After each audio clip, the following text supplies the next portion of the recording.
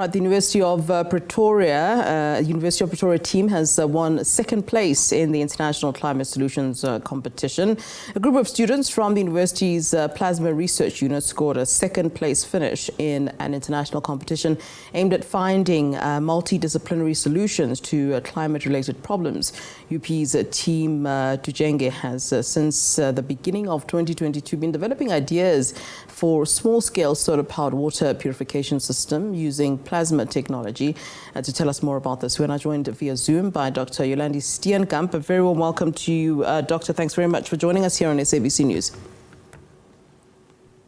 Thank you so much for having me, Flo. It's nice to be here. You're very welcome. All right, talk to us about the background of this particular program and competition and how you, in fact, got ready for it. And fantastic, second place you got. Yes, we are very proud of our students and overjoyed for how well they did. It started about a year ago with Siemens Gamesa. They're a company that's really passionate about developing and distributing really cutting-edge renewable energy solutions.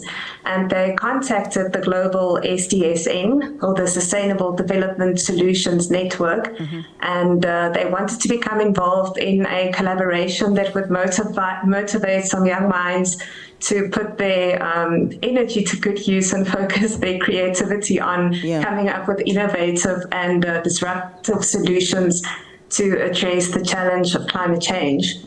And what they came up with in the end was an international competition. So it was the first round this year, and they invited 5 universities to take part. And what the students had to do is they had to work together in multidisciplinary teams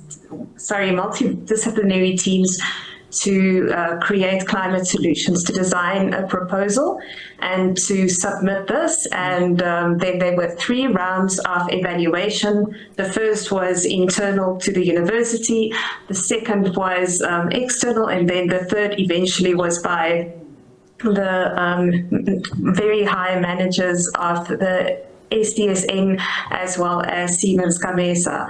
And yes, as you said, our students came in second. We are extremely proud of them. Team Tujenge. Tujenge means to build in Swahili, and it's what we need to do here in Africa and South Africa, isn't it? Yeah, and talk to us about this particular solar-powered water purification system that they made. I mean, I don't suppose you have a picture for us anywhere there. In fact, we should have done so. But maybe if you can just explain to us how it works and how the students came about with this particular machinery. I assume it's some sort of machinery that they came up with. Yeah, so there is a running research project on using plasma technology to purify water, focusing on various elements. And so this forms part of that larger project under the leadership of Dr. Samuel Ibarere. He's actually the head of the UP Plasma Unit, and then also Professor Michael Daramola. They're both from the Department of Chemical Engineering. And how this works, it is a small-scale solar-powered water purification that uses plasma technology to purify water. So, as you very well know, many of our communities in rural areas, or sometimes even closer to cities, face the problem of not having access to pure drinking water of a high standard, and they also very often face the problem of not having electricity. So any solution, for example, using plasma that needs a constant energy supply, would have to also be combined with solar technology. And so they designed this unit, and unfortunately I do not have a picture for you. However, there is a very nice video that provides an overview on the YouTube channel of SDSN South Africa, which is so you have the global SDSN and then the national network of the Sustainable Development Solutions Network South Africa is hosted by the University of Pretoria. And we have a YouTube channel, and there's a 5-minute video that anyone who is interested can go watch there. Yes, and so how it works is there's a constant energy supply, and the plasma purifies the water, and within 4 hours this unit can purify up to about 120 liters of water. So that's water for a number of households. Yeah, and you mentioned the fact that there are a lot of parts of our country where people struggle to get cleaning water, and I'd assume with South Africa being one of the, well, all the countries really feeling the effects already at this time of climate change, that you would be looking at some sort of solutions in the group that you guys are working in. What kind of solutions have you started to kind of look at? I'm talking maybe long term in terms of addressing some of these issues of climate change. I would imagine these brilliant students have already started to conceptualize, some of their ideas.